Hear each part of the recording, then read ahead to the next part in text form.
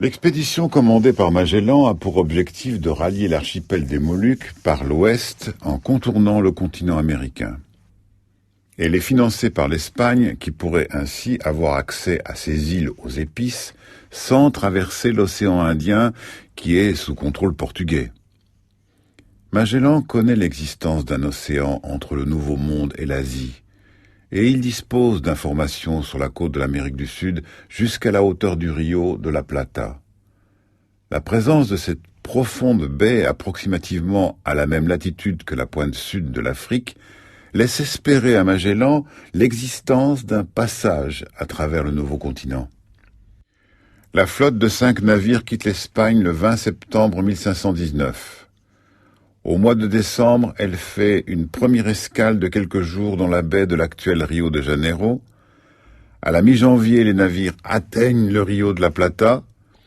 Magellan comprend rapidement que cette baie ne constitue pas un passage à travers le continent et doit lutter contre une partie des équipages qui souhaitent faire demi-tour. Poursuivant sa route vers le sud, la flotte rencontre des conditions météorologiques de plus en plus difficiles. Fin mars, Magellan décide d'attendre la fin de l'hiver austral dans une baie bien abritée, la baie de Saint-Julien.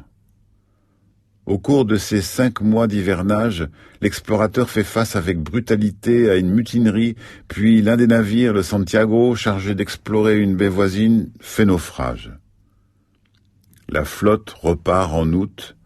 À la fin du mois d'octobre, elle atteint une large baie dans laquelle la puissance des courants laisse penser qu'il s'agit du passage recherché.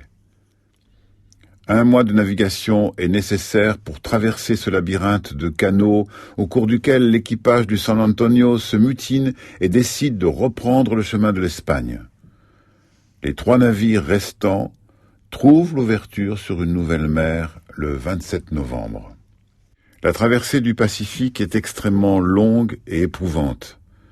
Après 3 mois et demi de navigation, les équipages, minés par la faim et le scorbut, atteignent l'archipel des Mariannes où ils peuvent partiellement se ravitailler avant de continuer leur voyage vers l'ouest.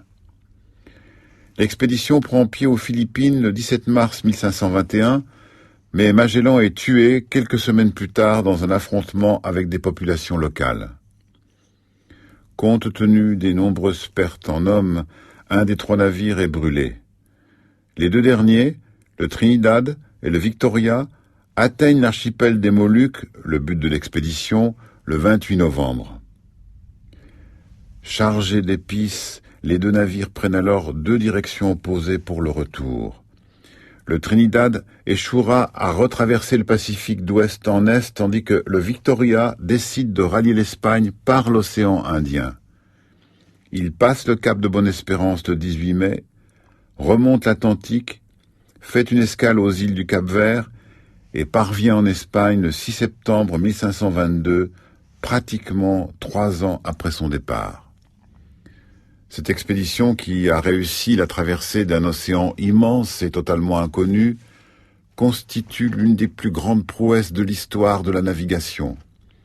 Elle apporte surtout la preuve qu'il est possible de faire le tour de la Terre par la voie maritime.